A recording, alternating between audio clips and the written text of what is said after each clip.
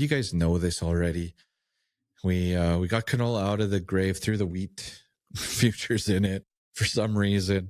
Freaking wheat. I just got a text from a buddy, and that does consulting, and it's a 4-letter swear word and then the word wheat after that. So we're all feeling it. We're all feeling it out there right now in the wheat market. One thing that comes up during this time of year, I don't, you guys could probably tell me a little bit better, but it's classic for on our farm. The one thing that I could put on a t-shirt every year that comes out of my dad's mouth is that it is dry and we're not selling a darn thing. And it's like clockwork. And then it's me for days and weeks going through all sorts of strategies for him so that he can remember that he can still manage his risk and protect his downside without exposing himself to a buyout scenario or a big buyout scenario. Not just him this week. I got it from a few, but I'm sitting on my hands. I'm not doing a darn thing. We're in a drought. And until that changes, I'm not marketing grain. That's honestly, it's a little bit sad. And it's a little bit sad because marketing grain does not have to be, hello, grain company. I see on your website that you now have a price of X amount per bushel. Please write me up a contract and fax it over. Like, that's not, it doesn't have to be like that, right? It can be, hey, my canola margins here are getting high enough with a good yield that, I might be able to offset some of the loss in my wheat acres. Or, oh, wow, we're sitting here middle of May in this market. It just spiked with this dry forecast, but my guy says it's going to rain here right away. What can I do? Like, I got a put option in place. Can I sell some futures in my trading account? Like, what could I do here to participate in protecting margin without exposing myself to a buyout? Like, it's the reason I say it's sad is because more often than not, it's like clockwork that I get the, hey, it's dry this week, we're not selling anything, followed by market peak, followed by wet forecast, market pulls back, verified, it finally rains. So that's all that means. 2021 being the exception, finally rains, market craps the bed, soils the sheets.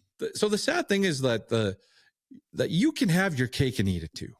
You don't have to sit here and bury your head in the sand and sit out, not do anything. You could do something. You could do something from a crop marketing perspective that protects margin, protects profit, but doesn't expose you to a major buyout scenario. You can limit your risk. You can totally take on no risk if you have your brokerage account open.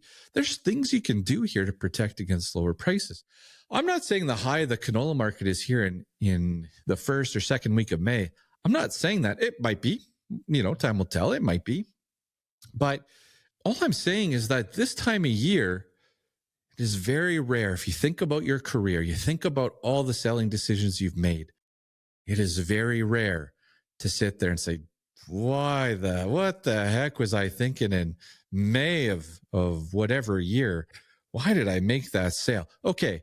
Yeah. 2021. Sure. 2020, I'd have to look at a chart and see, but 22, it was a May peak. Lunchbox crew, I was going over all the peaks and I had a lot of Mays written down. I'm positive 2022 was a May. That's when highs are established. The sad thing is that farms don't take action. The weather turns, gets wetter, and then the markets pull back. And I know you feel better on the sell side because you sit there and say, well, I finally got that rain. I'm all right that it dropped $1. I got the rain.